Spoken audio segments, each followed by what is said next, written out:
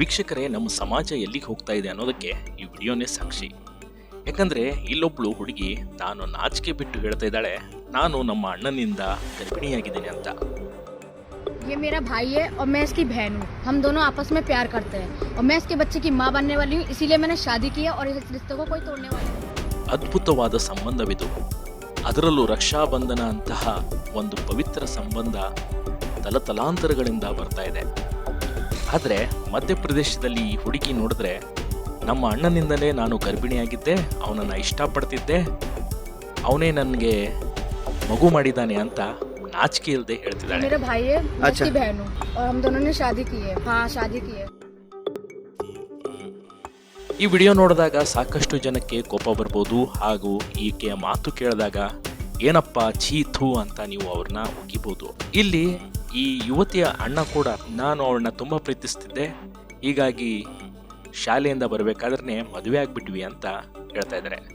ಇಬ್ರಿಗೂ ಏನ್ ಬಾಳ ವಯಸ್ಸಲ್ಲ, ಆಕೆಗೆ 18 ವರ್ಷ, ಇವನ್ಗೆ 20 ವರ್ಷ ಅಷ್ಟೇ. प्यार करती थी और मैं इसके बच्चे की माँ बनने वाली हूँ। माँ बनने वाली इसके बच्चे के 1.5 महीने।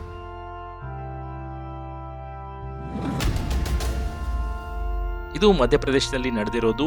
ಈಗಾಗಲೇ ನೀವು ಸಾಕಷ್ಟು ತಂದೆ ಆದವನು ಮಗಳನ್ನ ಮದುವೆ ಆಗೋದು, ತಾಯಿ ಆದವಳು ಮಗನನ್ನ ಮದುವೆ ಆಗೋದು ಇದೆಲ್ಲ ಕೇಳ್ತಾ ಬಂದಿದ್ರಿ. ಈಗ ಇದೊಂದು ಆಡ್ ಆನ್ ಆಗಿದೆ.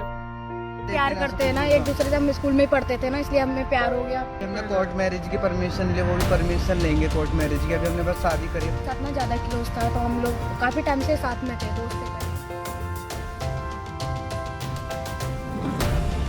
ಈ ವಿಡಿಯೋ ಕಳೆದ 4 ದಿನಗಳಿಂದ ಸಾಕಷ್ಟು ವೈರಲ್ ಆಗ್ತಾ ಇತ್ತು.